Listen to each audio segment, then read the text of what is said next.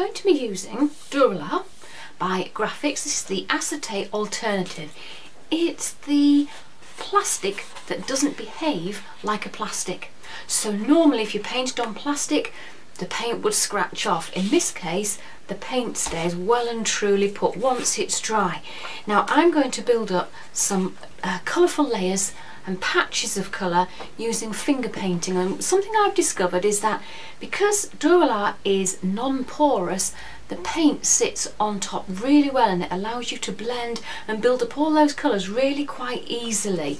So it begins life as a clear, transparent acetate, which I'm going to add my first layers of paint and then build up lots of top layers with mark making, using paint pens, things like distress crayon. I've got a Stabilo All water-soluble pencil, but I'm using it just because it's so dark, bits of glitter.